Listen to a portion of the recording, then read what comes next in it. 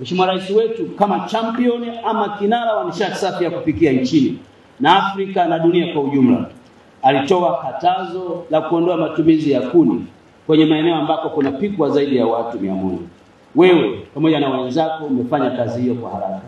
Leo tunayo furaha kusema kuwa magereza 129 zote wamehama kwenye matumizi ya kuni, wanatumia nishati safi. Na kupongeza sana kwa wepesi huo. Na nikiwa waziri anayesimamia sekta ya nishati nchini, nataka niwaelekeze wakala wa nishati vijijini REA kwamba kuanzia leo ruzuku tuliyopanga kutoa kwa ajili ya watu wanaozalisha vifaa mbalimbali kwa ajili ya matumizi ya nishati safi ya kupikia, kipaumbele cha kwanza kiwe magereza, kwa sababu wao wameonyesha mfano. Wapewe hizo fedha wazalishe ili tuweze kupata nishati safi ya kupikia kwa kasi kubwa.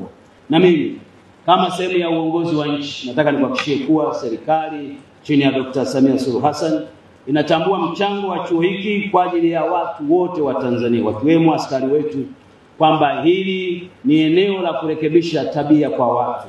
Imani yangu ni kwamba mtaendelea na kasi ile ile, na miradi ambayo mmeianzisha nimefurahishwa sana kwamba mnajenga holi hapa, lakini mmeamua vile kujenga madarasa kwa fedha zenu za ndani, na sasa mmefika kwenye renta.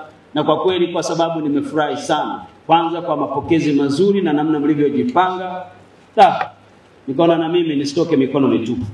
Ile darasa mnalolijenga linahitaji mabati 300, hayo nitayatoa mimi kwa ajili ya kuwasaidia ili tujenge hilo darasa. Kwa Kamishna Jenerali wa Magereza, niwapongeze tena wahitimu wetu na niwatakie safari njema ya kwenda kuanza majukumu mapya ya kiutendaji katika vituo vyenu mtakavyopangiwa.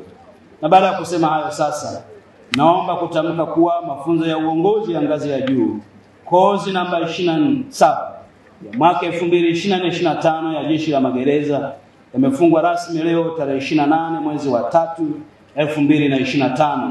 Asanteni kwa kunisikiliza na Mungu awabariki sana.